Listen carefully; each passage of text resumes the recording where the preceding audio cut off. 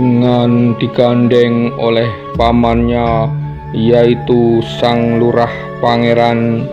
Wali utama sultan itu melangkah tenang memasuki Siti Hinggil.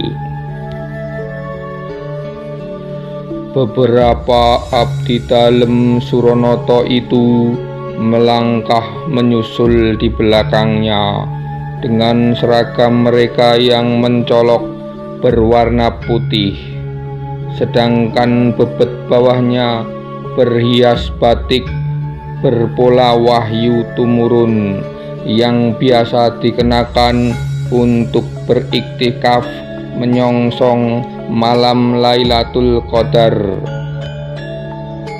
Payung kebesaran yang dihela oleh si Cepol Banteng Waring menemani langkah-langkah sang pangeran. Sementara Jaya Surata membawa sebuah kotak berukir yang entah apa isinya. Kiai Rahmanuddin, salah seorang yang paling dituakan di antara ke-12 orang Suronata alias Kaji Selusin, yang sekaligus menjabat sebagai penghulu keraton. Kiai Rahmanuddin melangkah mantap di tengah barisan dengan memeluk Kanjeng Kiai Al-Quran, pusaka resmi keraton yang berupa mushaf tulisan tangan dengan kot yang sangat indah. Di barisan belakang, 4 orang pemuda berwajah asing, yaitu Nur Kandam, Khotib, Akwok, dan Aji, yang tadi ditugaskan menjemput sang pangeran berjalan dengan gagah. Diponegoro, jancuk, runtuk Danurejo dalam hati. Asem, umpat Wironegoro dengan berbisik sambil melengos. Kedatangan sang pangeran yang kali ini berikat wulung dengan surjan beludru berwarna hitam kebiruan dan bebet karang rusak gurdo, disambut uluk sembah penghormatan seluruh menteri, bupati, tumenggung, dan para pangeran yang dilewatinya. Dengan langkah mantap, Diponegoro langsung menuju kemah Ligai Tahta, lalu berjongkok. Semizard yang mengira sang wali sultan hendak menyembah padanya, ia pun tersenyum, sementara Chevalier menyeringai. Tetapi pangeran yang berusia 38 tahun itu mengangsurkan tangannya ke depan, dan sang sultan cilik dengan wajah ceria tiba-tiba menghambur ke pelukan uaknya itu. Sang pangeran menggendong keponakannya, mendukungnya ke pundak, dan mengelus-elus punggungnya dengan lembut. Seluruh hadirin takjub melihat bagaimana karisma sang pangeran bahkan begitu merasuk ke dalam sanubari sultan. Asem, lagi-lagi Wironegoro menyumpah dalam hati. Sudah selesaikah prosesi caos bekti untuk ngarso dalem Tuan Residen? tanya sang pangeran sambil tersenyum. "Iya, sudah selesai," kata Semizard yang masih kagok karena ternyata Diponegoro tidak memberi tabik hormat seperti dugaannya. "Sayang sekali Nanda Diponegoro datang terlambat." Suara Ratu Ibu kini terdengar bergetar, bukan terus kenes menggema dari dalam tabir. "Kami tidak punya pilihan selain memohon agar Tuan Residen Semizard yang memangku Cucunda Sultan demi menghindarkan kesalahpahaman dan iri hati." Baik Pangeran Mangkubumi maupun Chevalier geleng-geleng kepala menyimak ucapan sang Ratu Ibu.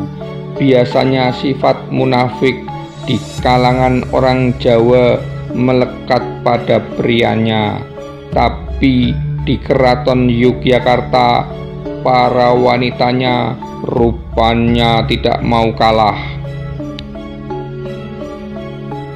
"Saya mengerti, Ibunda Ratu," sahut Pangeran Diponegoro sambil mengulum senyum setengah kesalnya. "Dan Tuan Chevalier tidak perlu khawatir. Saya tidak akan meminta prosesi tadi diulang. Semua sudah cukup. Maka paseban Grebeg Sawal ini sebaiknya segera diakhiri, dan tamu kehormatan utamalah yang pertama dimohon untuk meninggalkan tempat ini." Pengusiran secara halus yang dilakukan oleh Pangeran Diponegoro membuat Pangeran Mangkubumi menahan gigik tawanya. Di antara seluruh anggota dinasti Hamengkubuwono, putra Raden Ayu Mangakarawati itulah yang paling banyak mewarisi sifat Sultan Suwargi, pendiri Keraton Yogyakarta ketika berhadapan dengan Belanda. Tentu darah Bima serta Makassar dari nenek buyutnya Ratu Ageng dan darah Madura dari neneknya Ratu Kedaton membuat Diponegoro kalah dari sang kakek buyut dalam hal menyembunyikan isi hati yang sebenarnya. Garis wajah Pangeran Diponegoro terutama ketika marah masih bisa dibaca. Sedangkan Hamengkubuwono I dulu konon sangat merepotkan Belanda karena semua hal dia tanggapi dengan senyuman dan dengan air muka yang selalu sama datarnya. Itulah senyum seorang Jawa sejati yang bisa mengandung 100 makna dan 1000 tafsir. Danurejo pun berkata, "Tadi ngarso dalem Sultan ketika dipangku Tuan Residen Semizard belum selesai menerima sungkem bekti dari para sentono maupun nayaka Kanjeng Pangeran," ujar Patih Danurejo sambil beruluk sembah dari kursinya. "Bagaimana kalau kita lanjutkan acaranya dengan Tuan Residen mendampingi pangeran di tahta dan berdua sama-sama memangku ngarsa dalem sultan. Bukankah tadi dikatakan oleh Tuan Chevalier acara sudah dicukupkan? Kata sang pangeran sambil tersenyum. Bagaimana pendapat Ibunda Ratu Ibu? Bukankah ini sudah paripurna? Ataukah Ananda masih harus naik ke dampar bersama Ananda Sinuwun Menul? Masya Allah, sayang sekali beliau sudah tertidur di pundak saya sekarang. Ananda Pangeran Diponegoro benar, sahut Ratu Ibu dengan suara bergetar. Yang tadi saya kira sudah dianggap cekap. Sumangga para tamu sudah dapat meninggalkan tempat ini. Ananda Ratu Kencana, ambil putramu dari Kanjeng Pangeran Diponegoro. Anak itu kelelahan menangis sejak tadi, makanya sampai tertidur di pelukan uaknya. Cucunda Sultan tahu kepada siapa seharusnya bersandar dan merasa nyaman, sahut Pangeran Mangkubumi.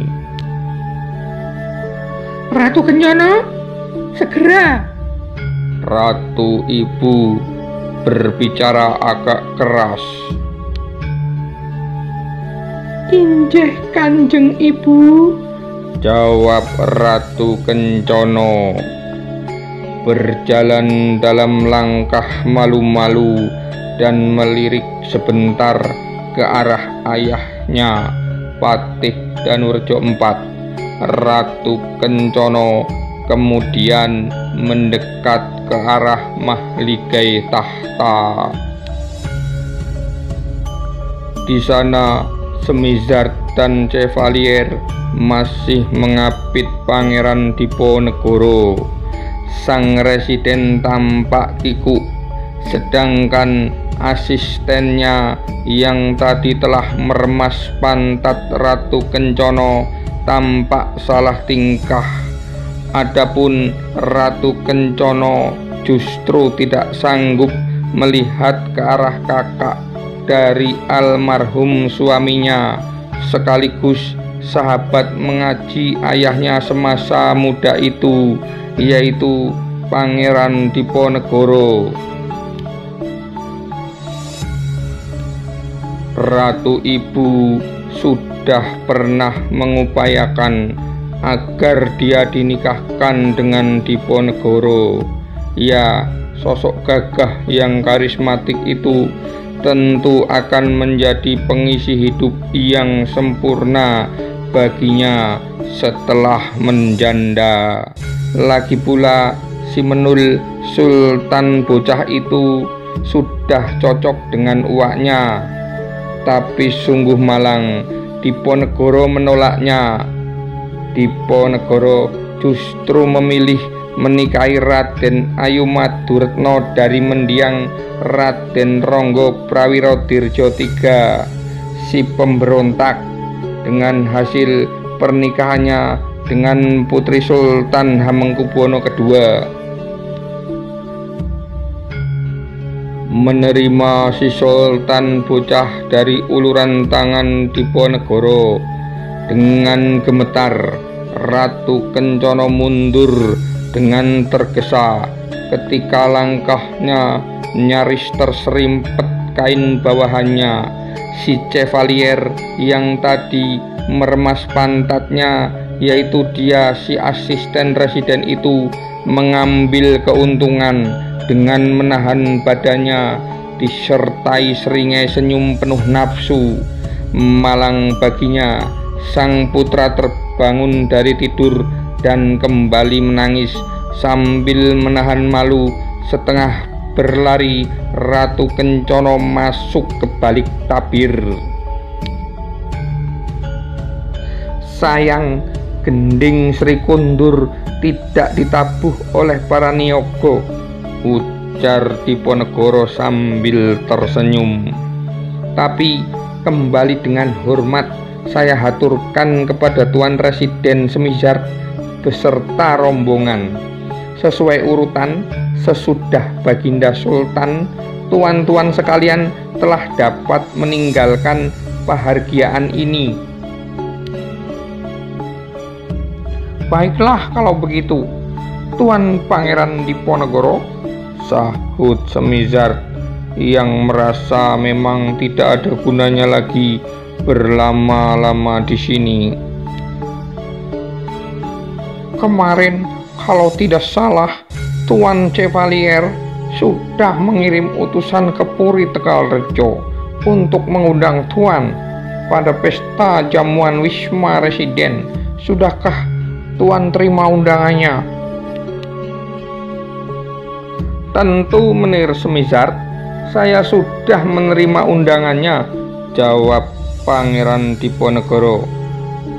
Tuan akan hadir bukan? Kata Residen kemudian.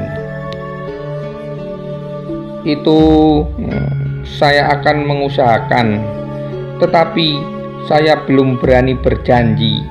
Sebab di Tegalrejo pada awal bulan Syawal begini pasti akan ada banyak tamu dari berbagai pelosok. Maklumlah, pergaulan saya dengan orang-orang desa kebanyakan. Tuan Residen, kawan-kawan saya, para petani dan para buruh dari berbagai kampung pasti akan berdatangan untuk sekedar saling bermaaf-maafan. Baik Tuan Diponegoro, saya akan meminta Tuan Patih Danurejo dan Mayor Temenggung Wironegoro memastikan Tuan dapat datang walaupun sebentar. Acara itu pasti tidak lengkap tanpa Tuan. Diponegoro kembali tersenyum. Lalu dia pun mengiring rombongan sang residen itu turun dari Siti Hinggil, menanti hingga orang-orang barat yang kian semakin merasa berkuasa di keraton itu menghilang dari kelokan regol. Sang pangeran kemudian berbalik kembali menaiki undak-undakan ke arah mahligai tahta. Ketika itulah sebagian hadirin menangkap perubahan wajahnya. Patih Danurejo dan Tumenggung Wironegoro mulai merasakan keringat dingin membasahi tengkuk mereka masing-masing. Bahkan Pangeran Mangkubumi dan Pangeran Ngabei pun telah menundukkan wajah. Ngeri membayangkan apa yang akan terjadi dalam kemurkaan sang wali sultan. Jaya Surata, panggil Pangeran Diponegoro. Wonten timbalan ingkang adawuh Kanjeng Pangeran yang dipanggil mengajukan sembah. Bawa kemari semua laporan pengaduan pajak itu. Dengan berjalan jongkok, Jaya Surata maju ke depan, lalu duduk bersila di dekat kaki tuannya. Abdi Kinasih itu mengangkat sebuah kotak kayu berukir ke arah dahinya. Diponegoro mengambil kotak itu dan berjalan ke arah Danurejo yang masih duduk di kursinya. Raden Adipati Danurejo, Panggil sang pangeran. Yang dipanggil menyembah sambil pelan-pelan menggerosotkan turun dari kursinya, lalu duduk deprok bersila di lantai. Bagus, sambung Pangeran Diponegoro. Aku akan menanyakan beberapa hal kepadamu selaku wali sultan. Maka memang sudah sepantasnya kamu turun dari kursi itu. Nuwun inggih Kanjeng Pangeran. Wajah Danurejo pias. Pangeran Diponegoro pun berkata, "Pegang ini." Danurejo yang duduk di lantai, tangannya menengadah terentang ke atas, sementara wajah sang patih tertunduk. Pangeran Diponegoro meletakkan kotak kayu itu ke tangan Danurejo. Kemudian setelah kotak kayu itu dibuka, sang pangeran menarik beberapa lembar kertas dari dalamnya. Di sini tertulis, tahun ini di atas perintahmu telah ditarik pajak peniti untuk menghitung cacah jiwa seluruh wilayah Kutha Negara, Nagaragung maupun Monconegoro. Bukankah tahun lalu peniti sudah ditarik, dan bukankah telah menjadi ketetapan sejak masa Ngarsa Dalem Suwargi bahwa perhitungan cacah jiwa dilaksanakan setiap 3 tahun? Danurejo menjawab, Nuwun inggih ngestoaken Kanjeng Pangeran, tapi gubernemen memang meminta agar tahun ini ada cacah jiwa lagi. Bukan hanya di Yogyakarta Kanjeng Pangeran, di Surakarta juga, dan memang kas keraton sedang kosong. Saya tidak dapat lain kecuali mempertemukan kedua kepentingan tersebut demi kelangsungan kepemerintahan. Iya toh Dimas Wironegoro? Kasinggihan Ki Patih, jawab sang Mayor Temenggung mengunjukkan sembah. Pangeran Diponegoro pun berkata, 2 tahun berturut-turut rakyat kau bebani pajak seperti ini. Lawong cuma ringan to Kanjeng Pangeran, sahut Wironegoro. Peniti itu hanya 1/160 gulden per jiwa saja loh. Ringan bagimu Wironegoro, tidak bagi rakyat kecil di desa-desa, sergah Pangeran Mangkubumi. Kemudian Pangeran Diponegoro berkata, lihat ini Danurejo, kamu bilang dengan pajak peniti ini kas keraton akan terisi, he? Tapi coba lihat ini. Sang pangeran menunjuk suatu bagian dalam kertas. Pemasukan keraton dari peniti tidak ada catatannya, kosong melompong Danurejo. Danurejo terkesiap. Itu mungkin belum sempat dicatat saja Kanjeng Pangeran. Ada kok pemasukannya, tapi memang cuma sedikit sekali loh. Lawong cuma peniti je. Belum dicatat atau masuk ke kantong pribadimu itu, sergah sang pangeran. Walah, Saya kurang apa toh Kanjeng Pangeran? Gaji saya dari gubernemen maupun palungguh saya dari keraton yang saya sewakan itu sudah lebih dari cukup kok, kata Danurjo berdalih. Bisa kulihat itu Danurjo, bisa kulihat dari intan besar yang kemompiar diikat kepalamu, jam rantai emasmu dan tongkatmu yang juga bergagang logam mulia. Sejenak terdiam, kemudian Kanjeng Pangeran berkata kembali, "Hah, baik, kamu bisa berdalih yang kecil-kecil ini Ki Patih. Coba yang ini kamu mau bilang apa, he?"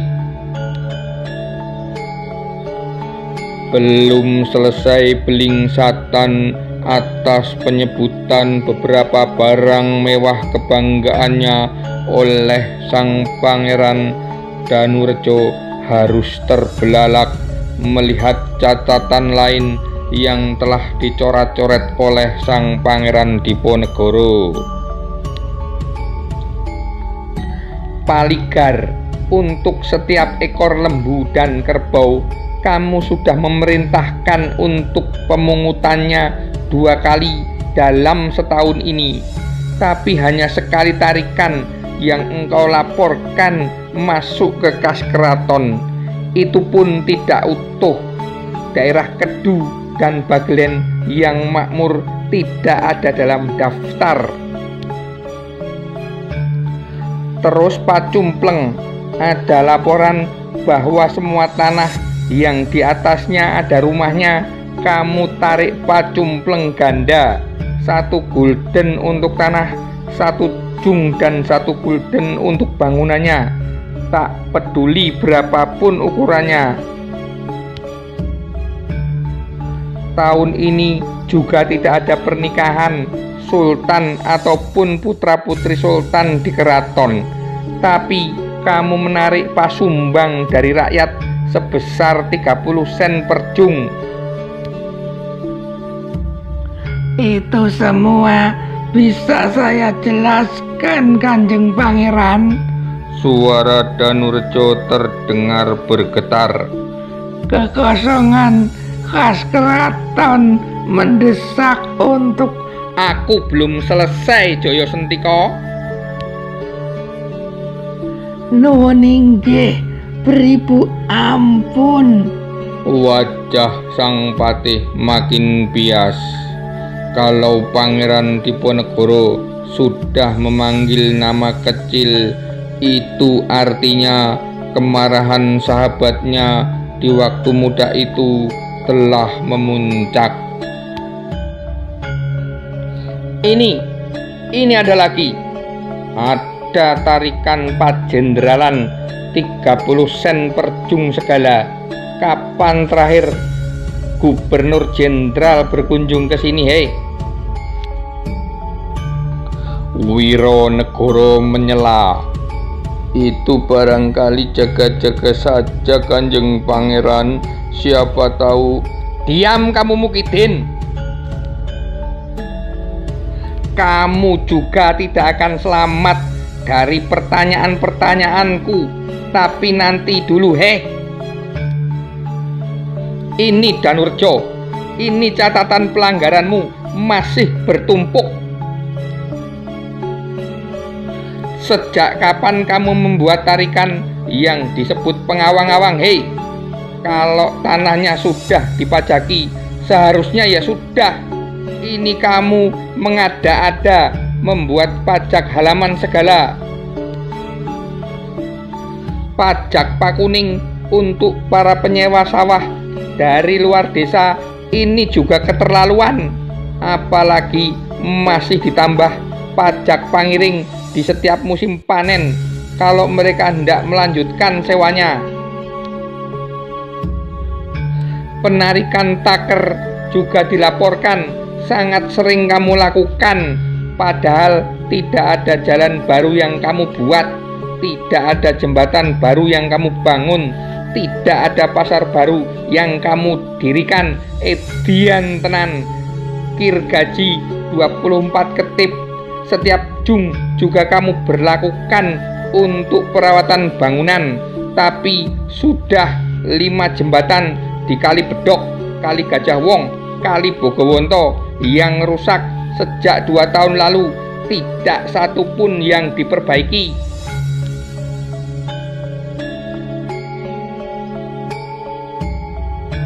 Beribu ampun Kanjeng Pangeran, semua pajak yang saya tarik itu jika digunakan untuk menggaji para nayaka, abdi dalem, dan para prajurit saja sebenarnya belum cukup. Ampun Kanjeng Pangeran. Dusta kamu. Lihat lembaran yang sekarang di tanganku ini. Di sini tertulis pengumpulan uang bekti oleh para lurah di setiap desa untuk pejabat-pejabat di atasnya, yang puncaknya adalah kamu, mencapai angka 4 kali lipat dari zaman Ngerso Dalem Ayahanda Hamengkubuwono III. Bahkan ini masih ada lagi pundutan yang diambil dalam jumlah tak tertentu oleh para lurah, dan diperkirakan jumlahnya melebihi semua gaji yang harus dibayarkan. Maaf, saya menyela, ujar Pangeran Ngabei. Sebenarnya masih ada yang lain, anak Mas Diponegoro. Kedua anak angkat saya, Xiao Chen Kuok dan Chow Wenji, melaporkan kepada saya bahwa rekan-rekannya orang Tionghoa yang menjadi penarik cukai di gerbang-gerbang tol sangat mengkhawatirkan kebencian rakyat kepada mereka. Mengapa demikian, Paman? Bukankah pajak gerbang tol selama ini memang sudah berjalan? Tanya Pangeran Diponegoro. Tapi beberapa tahun ini mereka mendapat perintah tambahan dari Kipatih untuk memungut cukai atas gerobak, kuda beban, pikulan, dan bahkan gendongan anak mas, kata Pangeran Ngabei. Apa? Pangeran Diponegoro memandang kepada Kipatih. Iya benar Kanjeng Pangeran, kata anak muda Tionghoa yang bernama Xiao Chen Kuok. Bahkan menurut laporan, di beberapa daerah lewat dengan menggendong bayi juga ada cukainya. Hayah, lintah bangkai kamu Danurjo, kata pangeran, matanya menatap tajam kepada Kipatih. Ampun Kanjeng Pangeran, sekali lagi saya jelaskan kesalahpahaman ini. Terlambat ketika kata-kata sang patih dalem masih menggantung di udara. Dengan langkah yang amat cepat, Pangeran Diponegoro menuju ke arahnya. Satu langkah sebelum menabrak Danurjo yang duduk bersila sambil menyembah, sang pangeran berhenti, lalu mengangkat kaki kirinya. Dengan tangan kanan dilepasnya sandal selop yang dia kenakan, dan dengan wajah yang memerah tak dapat lagi menahan kesal, putra sulung Hamengkubuwono III itu memukulkan selopnya ke pipi kiri sang patih. Hantaman itu keras sekali sampai sang patih terjerembab ke arah kanan dan ikatnya terlempar lepas.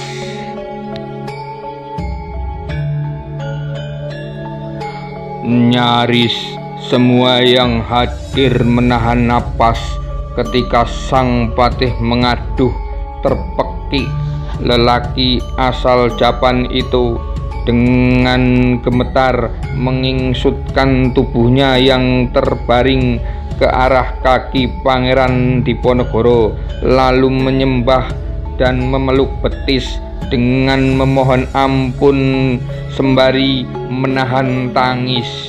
Mayor Tumenggung Wironegoro yang melihat atasan menyungkur segera hendak menujunya untuk menolong dan mendukungnya, tapi ketika beliau berhadapan di depan sang pangeran dalam langkah dodok, dia merasa tangannya ditarik dengan kekuatan luar biasa sehingga tubuhnya terpuntir ke hadapan wajah murka Diponegoro. Dan kamu Mukidin, pria laknat kesayangan Kanjeng Ratu Ibu, mau ikut mendukung perampok rakyat Sidanurjo ini ya? Belum pernah sarapan tumitku kamu. Sebuah tendangan telapak kaki kanan beserta selopnya menghajar dada Wironegoro. Sang komandan pasukan Bayangkara Keraton Yogyakarta itu mengaduh kesakitan dan menelungkup di dekat Patih Danurjo yang masih menyembah-nyembah sambil bercucuran air mata. Semua yang hadir menunduk dalam-dalam menyaksikan peristiwa yang sama sekali tidak mereka duga itu. Semua yang hadir juga tidak akan mengira bahwa buntut dari kejadian hari ini akan menelan korban 200.000 nyawa orang Jawa dalam perang selama 5 tahun yang sangat memilukan. Ya, sejak hari itu Danurjo dan Wironegoro telah mengikrarkan sumpah akan menghancurkan hidup Pangeran Diponegoro dengan segala cara, dan Belanda adalah pihak yang paling kuat dan berdaya untuk mereka ajak bekerja sama.